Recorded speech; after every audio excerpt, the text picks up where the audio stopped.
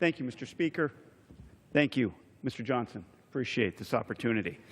Mr. Speaker, today I rise to discuss our commitment to civility, a promise that I have made to my constituents at home and a promise that I have made to my colleagues here in Washington, D.C.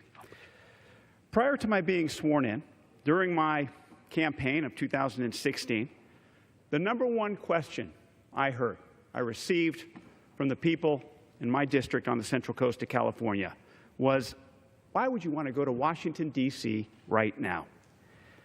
I heard that over and over and over. I heard that people were dissatisfied with the dysfunction in Congress. I heard that they were disgusted with the partisanship of Congress. I heard that they were disheartened with our system of government. And I believe that it's that sentiment that led to the denouement of November 8th. I admit I was disappointed by the presidential election. And I believe that partisanship that was displayed during that election continued in Washington, D.C. And it started when I got here for new member orientation. When we got here, freshmen, Republicans, and Democrats, we were automatically split up. I did not get to know my fellow Republican colleagues, freshmen, here in D.C. It wasn't until we went on to Boston and Virginia that we actually took time to get to know each other, where they were from, and what they were about.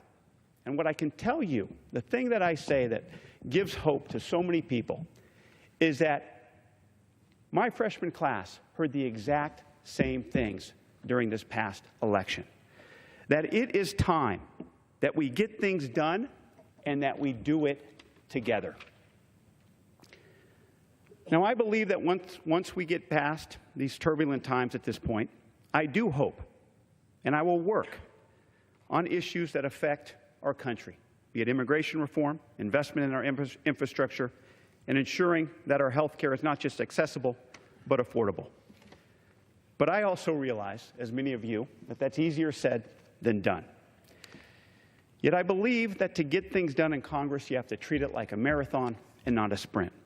And I believe that we begin this race by building relationships. My predecessor, Congressman Sam Farr, spent 23 years representing the place I call home on the Central Coast of California. He will tell you that for most of that time, he was in the minority. Yet he was able to get numerous things done. And he will tell you that the way he was able to do it is by relationships with Democrats and Republicans. I can tell you that Sam's predecessor would say the exact same thing. And I can tell you that Sam's predecessor and his three roommates, who I was able to live with back in the 80s, would all say the same thing. That it is the personal chemistry amongst people here in Washington, D.C. that will lead to our ability to compromise professionally. That is what we must develop. That is why I am honored and pleased to enter into this commitment of civility, for that is the first ingredient to that chemistry that we must strive for. And I believe that this commitment that we have all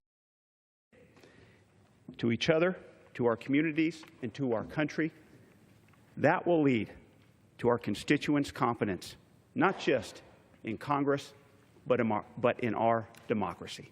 Thank you, Mr. Speaker.